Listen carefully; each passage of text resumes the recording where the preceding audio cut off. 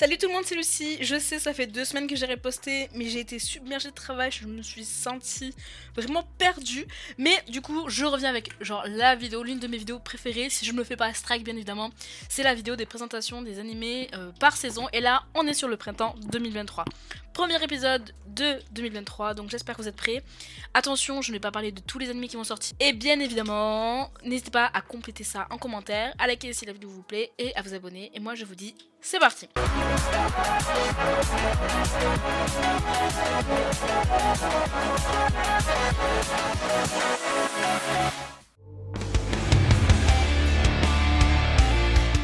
Pour ceux qui ne connaîtraient pas, c'est des Magical Girls qui ont des pouvoirs d'animaux entre guillemets et qui se battent face à des extraterrestres. Je vous mets dans le petit i mes critiques sur cet animé. C'est un remaster et franchement, hâte de voir la saison 2. Est-ce que ça va me réconcilier avec le Chevalier Bleu?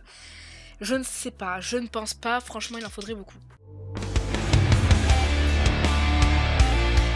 Iwakura Mitsumi, une excellente élève qui a toujours rêvé de quitter sa petite ville et d'aller dans une université prestigieuse et d'apporter un changement positif dans le monde.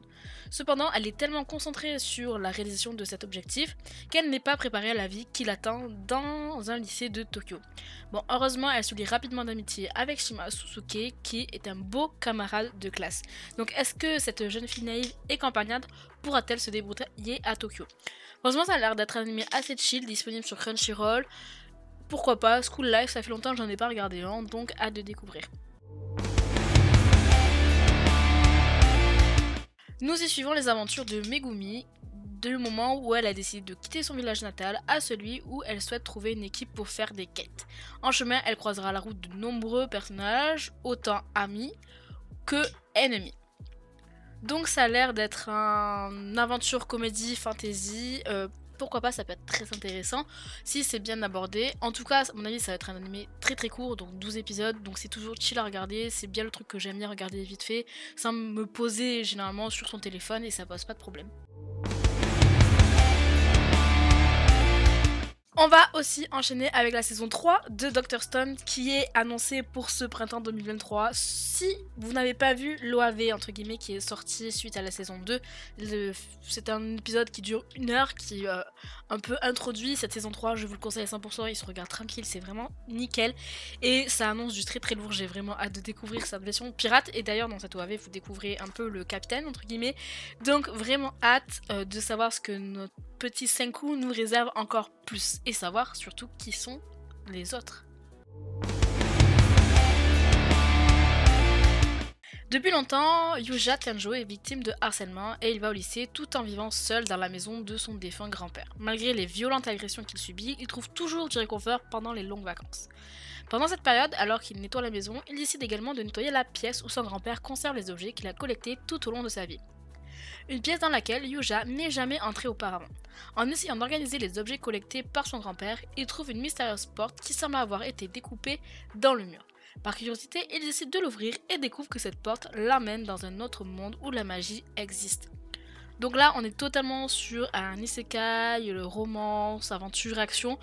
Franchement, le personnage principal a l'air plutôt intéressant. Bon, clairement, l'histoire n'a pas l'air de sortir de l'ordinaire. Là où ça peut être un peu changeant, c'est qu'il y a vraiment cet aspect de deux mondes où c'est juste transfert d'une porte à l'autre.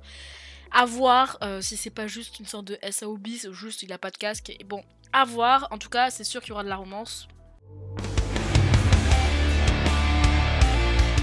Nous suivons les débuts de Kazuya Yamanashi dans une école spécialisée dans la perception d'art, une peinture numérique immersive. Alors là où ça peut peut-être décourager certains, c'est plus l'aspect graphique, on va pas se mentir, ça a plutôt un aspect 3D un peu particulier, on va pas se mentir. Très sincèrement, je ne suis pas hype au niveau graphique, mais l'histoire, pourquoi pas, ça peut être intéressant. C'est pas le premier que j'irai voir. Il y a 3 ans, un héros a scellé une porte de l'enfer. Le sceau s'est affaibli depuis lors et laissant occasionnellement passer des monstres. Après qu'un grand groupe de monstres ait envahi le pays, les humains sont à la recherche de nouveaux héros. Donc nous suivons Toka Scott, un petit cultivateur de radis de la ville de Sheza et dans le sud du pays, est préparé aux attaques de monstres soudaines et il s'est construit donc un piège caché avec des pointes de bambou pour attirer les monstres les moins méfiants si jamais ils tentent d'attaquer l'usage. Lors d'une attaque, Tuka essaie d'attirer le monstre dans le piège avec du bacon fraîchement rôti, mais ce dernier n'aime pas du tout ce type de viande. Heureusement, le héros local sauve le visage du monstre au dernier moment. Affamé, le héros essaie de prendre une bouchée de bacon, mais il tombe tout simplement dans le piège de Tuka et meurt. Après avoir causé la mort du héros local, Tuka est obligé de prendre les choses en main pour protéger la région des attaques de monstres. Alors franchement, le héros déjà, on en parle de cette habilité, comment tu peux te faire avoir alors que t'es censé être un héros, mais bref, reparlons. Pour une fois, est-ce que nous allons pas avoir affaire à un personnage principal où il n'est juste pas surcheaté? Il est thématisé harem si ça vous intéresse, disponible sur Crunchyroll, et pour le coup je pense qu'on peut vraiment bien se marrer. Kogane Koto, 16 ans, est l'amico du sanctuaire Takemini qui possède une histoire depuis plus de 400 ans depuis la période Edo. Mais voilà que Koto vit avec Elda, une elfe qui se trouve être la divinité du sanctuaire, quelque peu otaku. Donc là pour le coup c'est un truc vraiment très actuel où on va se baser sur le thème otaku qui est assez connu de nos jours, on va pas se mentir, si vous êtes ici c'est que bon vous êtes peut-être pas un otaku très poussé mais les animés ça vous intéresse pas mal. Hâte de voir cette tête animée, pour le coup je le regarderai plus avec un aspect comédie. Après s'être perdu, Asashi Ukasa reprend conscience dans un monde de fantasy. Malheureusement, il n'a absolument rien de spécial à l'inverse de sa sœur qui possède une compétence unique et passablement dangereuse. Donc un peu comme l'autre que je vous ai présenté il y a deux trucs plus tôt, c'est un héros qui n'a pas grande capacité, qui n'a pas du tout surcheaté et qui se retrouve avec des personnages assez surcheatés. Donc qu'est-ce qu'il va donner? Est-ce que ça va être intéressant? Je ne sais pas. En tout cas, Isekai, donc on est habitué maintenant, donc il a intérêt plutôt à être innovatif, innovant. Donc hâte, je mets pas la charrue avant les bœufs. Alors que le monde d'Éclair était en danger à cause de la guerre entre les humains, les hommes bêtes et les démons, un homme fut invoqué. Après avoir sauvé ce monde, il retourna au pays des humains. Cependant, ce qui l'attendait était un piège du roi qui craignait sa puissance. Ainsi le roi le renvoya dans son monde originel, le faisant ainsi renaître dans le corps d'un bébé. Environ 16 ans plus tard, cet ancien héros nommé Suzaki Setsu est devenu un lycéen qui se fait harceler par les racailles du coin.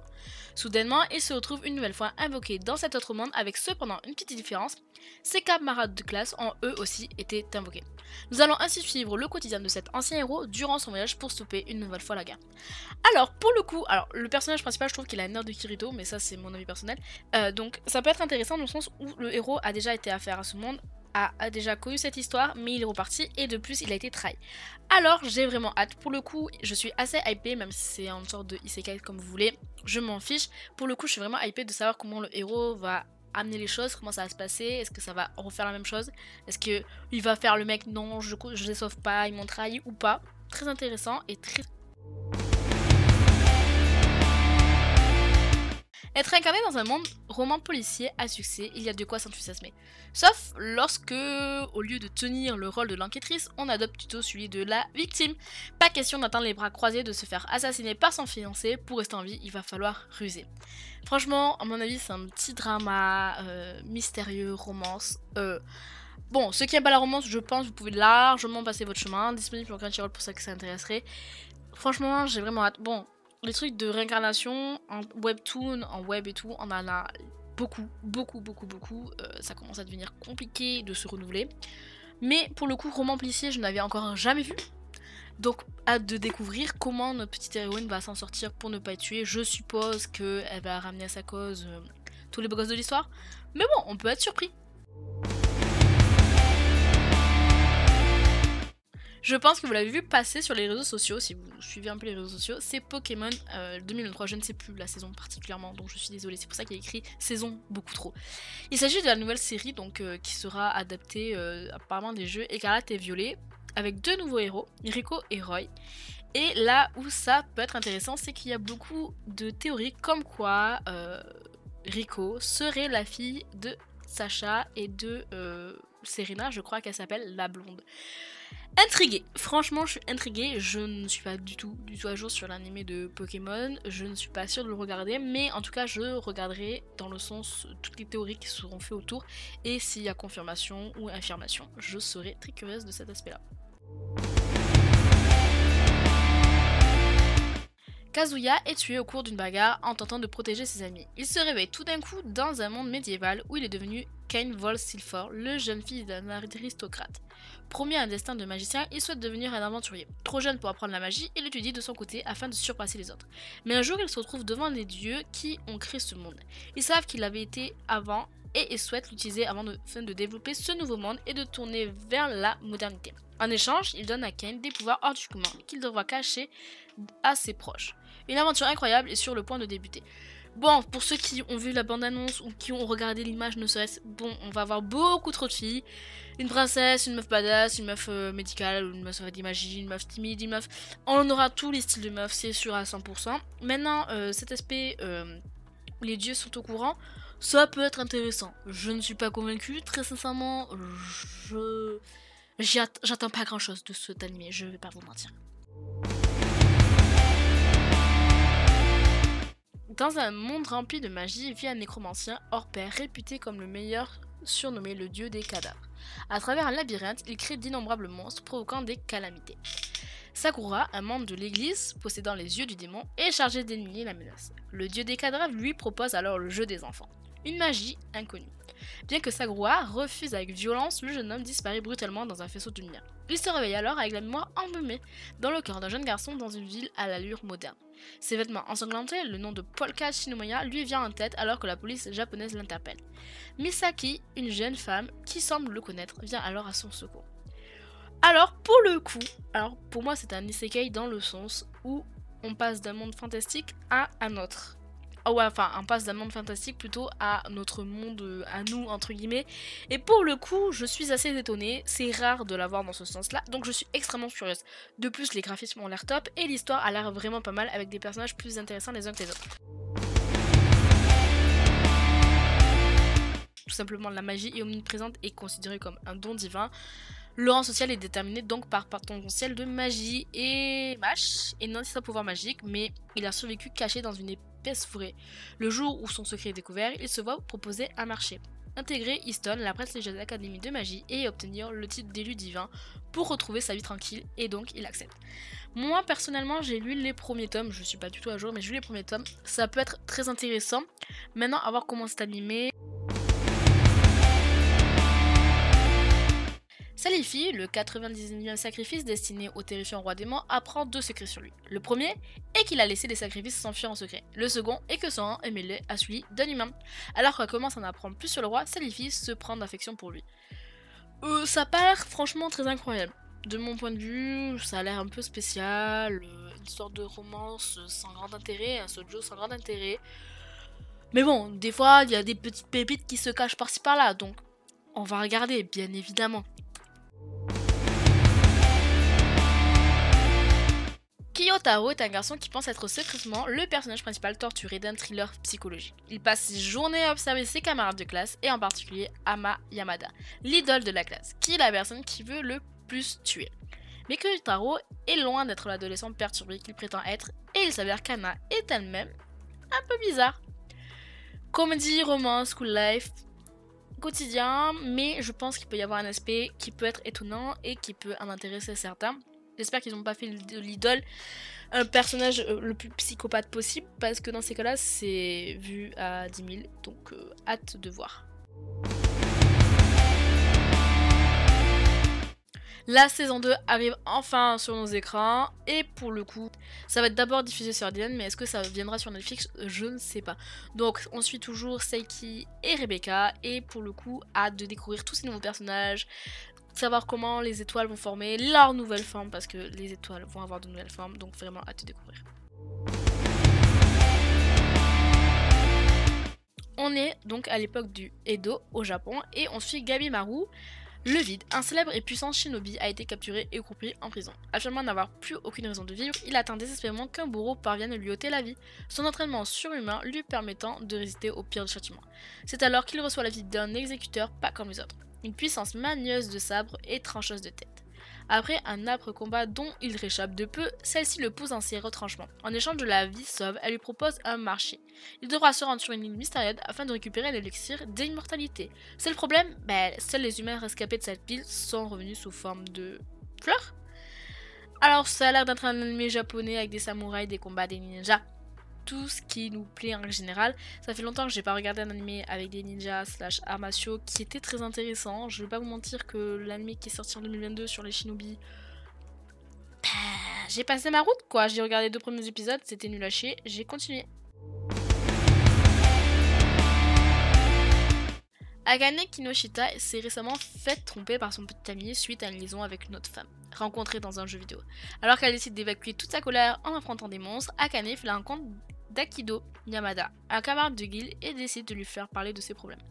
N'étant pas intéressée par cette dernière, Yamada la renvoie tout simplement, sèchement. Un jour, alors qu'elle participe à un événement hors ligne, Akane revoit ce fameux Yamada.